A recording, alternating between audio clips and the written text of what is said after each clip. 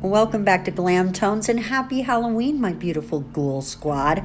And today, my glam ghouls, we are going to go ahead and make some more bath nails. But these bath nails are going to be for a vampire. And if you're new here, my name is Gigi, and what I do is nails. I am self-taught, and I love doing my nails. I like doing practice sets, and so that is what this channel is all about. And so I'm using this Sky Match polish, and I'm mixing it with some clear builder gel, and we are going to go ahead and just mix it up. Once I get that all mixed up the way I like it, I'm just going to set it to the side. I'm trying to press out as many of the bubbles as I can. Okay, guys, let me explain my forms.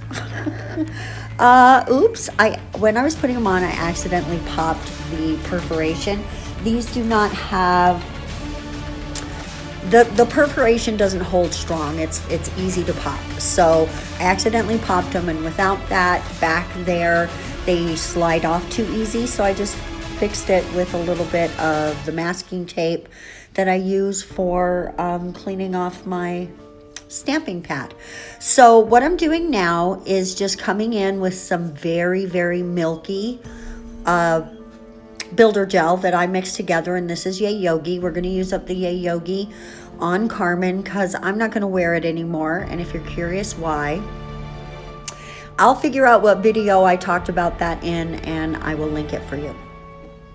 So now those two I'm going to freeze 15 seconds just so they stay where they're at, and then come back in and do the other two, and we're doing exactly the same thing, just coming in and giving us a nice base to work on. I'm not going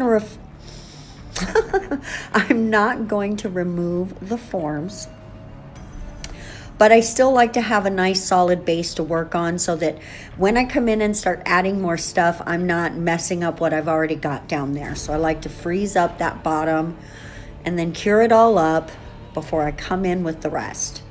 So now what I'm going to do is take these, this is another set of those little paper flowers that I got from Shein, and I'm gonna go ahead and just chop them into little bitty pieces with my scissors, so I've got more like petals instead of full flowers, because I feel like this vampire is just gonna throw a few scented petals into her bath, into her milky bath for the fragrance. Her skin is like marble, so she doesn't need anything to soften her skin, but she likes the perfume of it. So she just throws a couple in there for her bath. And you can see the tiny little pieces that I did. And then once I get what I want in there, I'm just gonna come in with a little more of this builder gel and put it, you know, here and there, getting it nice and pretty, not too thick, not too thick. And then we are going to come in with that red that we mixed on a smaller brush. And this is where, as she's bathing, the blood is rinsing from her skin, mixing with that milk bath, and creating patterns, swirls, and marbles in the milk. So now on this particular nail, I decided to come in with the red first and see how that would feel, if it would give it a different sort of flavor, if I would like it more. And you know, I'm not sure that I like it more, but I do enjoy the more mixed look of it. So you'll have to tell me, because you know, everybody's got their favorite nail, right? So in the comment section, once you see all of them, let me know what your favorite nail is.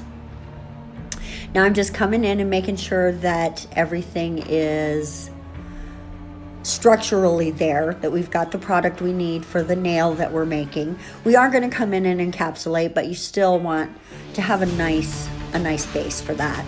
And I decided this needed just a couple more spots of blood. Now this one I decided to go back to the original technique. I felt like, I don't know that it looks better. Honestly, I don't.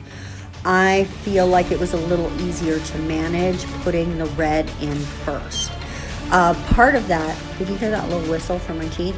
Part of that is that if you get some of the white in the red, it's really not that big of a deal. But if you get some of the red in the white, there's more of the white will start to become pink and be less, which you do want some of it to look pink, but overall you want it to be white. Don't you love the self-leveling? I love to watch the self-leveling on my brush. I think it's so pretty. So now we are just coming in for the last nail, laying down our milky surface, going ahead and adding our little flower bits, and then we're going to come in with our red. And this one I just went with a little bit of swirling, right? Because the water is definitely going to have swirl patterns in it before it all turns homogeneous and turns into one probably slightly pink color. And then now we are coming in, laying down a slip layer of clear and completely encapsulating all of the patterns that we created in our milk bath. I'm going to repeat that across all of the nails, and they all will be cured for an entire full 60 seconds. Now, because all of these are very sheer colors, you can get away with doing freezing, but if you're using very opaque colors, you'll want to fully cure each nail. Now that thumbnail, I want to explain to you guys, I didn't like the one I sculpted, so that's a press-on.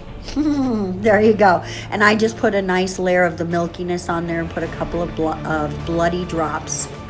So now we are coming in with our top coat. And just for full disclosure, I did do a quick base coat and then smooth anything out with a file that needed smoothing, just to give me the nice, I guess smooth is the only word I can think of. Nice, gentle, beautiful, sexy, swoopy feeling on the nail that you want. You don't want any bumps or lumps. You just want to touch it and it feels silky and delicious. So we are using today the Gelixir top coat, and this is how they came out. I don't know what happened to the footage of me top coating the thumb. I couldn't find it. I guess I was out of frame. So I apologize for that, but stay tuned for reveal shots. Thank you for watching today, and we'll see you next time. Bye-bye.